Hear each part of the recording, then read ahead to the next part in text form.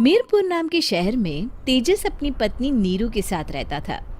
पति पत्नी दोनों ही नौकरी करते थे। एक दिन तेजस गांव अपनी माँ के पास फोन करता है। हेलो, प्रणाम माँ। जीते रहो माँ, तुम दादी बनने वाली हो हैं? अरे वाह, ठीक है बेटा, मैं कल ही आती हूँ। जब माँ जी शहर पहुंची तो बेटे बहू ने बहुत अच्छे से स्वागत किया। लीजिए माँ जी, चाय। अरे गर्मा गर्म पकोड़े ले आओ माँ के लिए। नीरू रसोई में गई और 2 मिनट में ही पकोड़े ले आई। जी ये लीजिए। बहू, जादू से बनाए हैं क्या? अभी तो रसोई में गई थी। यम्मी। माँ जी, शीला रसोई में पकोड़े तल रही है, मैं बस लेकर आई। हे भगवान, मेरा धर्म भ्रष्ट कर दिया तूने। अब तो गंगा जल से शुद्धिकरण करना होगा। दूसरे दिन, माँ जी मैंने नाश्ता बना दिया है, ऑफिस जा रही हूँ। पर अभी तो घर का सारा काम पड़ा है। शीला आती ही होगी, झाड़ू पोछा बर्तन कपड़े वो सब कर लेगी। हमारे जमाने में घर का सारा काम हम ही करते थे। जी माँ जी, आप बहुत होशियार हैं, मैं घर ऑफिस दोनों नहीं संभाल पाती। तो जरूरत क्या है घर से बाहर जाकर चाकरी करने की?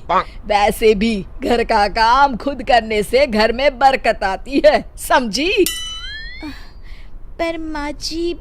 पर वर कुछ नहीं, इस महीने की पगार मिले फिर ऑफिस बंद। हाँ। रात को नीरू तेजस से कहती है, सुनिए जी, माँ जी बोल रही थी कि मैं नौकरी छोड़ दूं। वैसे ठीक ही तो है, अभी तुम्हें आराम की जरूरत है। फिर भी आराम कहाँ, शीला को छुड़ाने के लिए बोल रही थी। तो अब 24 घंटे में इतना काम तो कर ही सकती हो। पर जॉब पसंद है मुझे, घर पर मन नहीं लगेगा। अगले दिन जब दोनों ऑफिस के लिए निकल रहे थे, मेरी तो कोई कीमत ही नहीं है इस घर में। माँ जी, आजकल महंगाई बहुत है, रहन सहन भी बदल गया है, दोनों नौकरी करते हैं तभी ठीक रहता है। अच्छा, तू कहना क्या चाहती है? मेरा बेटा तुझे बिठा के खिला नहीं सकता? तू ही इस घर का खर्च चला रही है, हैं? नहीं माँ जी, मेरा वो मतलब नहीं था। मतलब खूब समझती हूँ, ये बाल धूप में सफेद नहीं किए मैंने। हाँ। अब तो ये रोज का काम हो गया था। तेजस भी रोज की झिकझिक से परेशान हो गया था। एक दिन उसने कहा, नीरू, वैसे भी तुम्हें मैटरनिटी लीव मिलने वाली है, तो अभी से ही छुट्टी ले लो। पर क्या, मेरी सैलरी अच्छी खासी है। आखिर नीरू ने रिजाइन कर दिया। जब बच्चा हुआ तो घर में सब बहुत खुश हुए।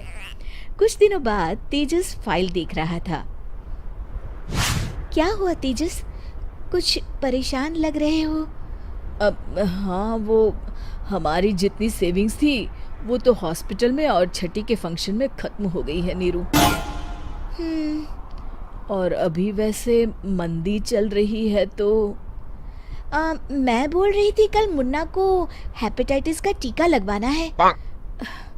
नीरू, क्या पोस्टपोन नहीं कर सकते? नहीं जी, बिल्कुल नहीं।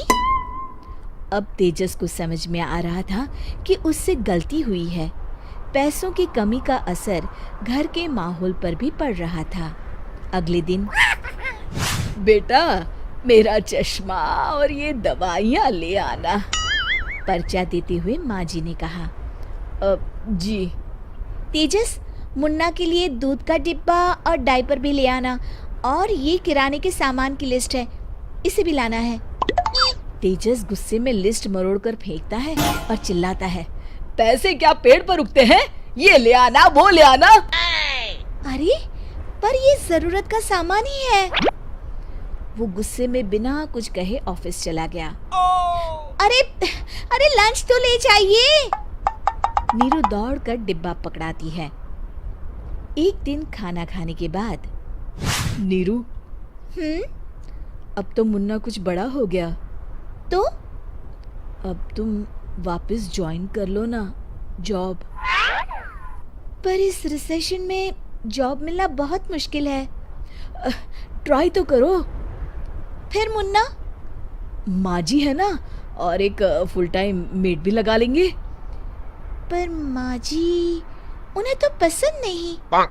तभी माँ जी वहाँ आ जाती है और प्यार से नीरू के सर पर हाथ फेरते हुए बोलती है, अब मेरी समझ में आ गया बहू, पहले के और अब के समय में अंतर है। तुम काम शुरू करो, मुन्ना की जिम्मेदारी मेरी। मेरी प्यारी माँ जी। ये कहकर नीरू उनके गले लग गई। शिक्षा, परिवर्तन संसार का नियम है, हमें भी समय के साथ चलना चाहिए।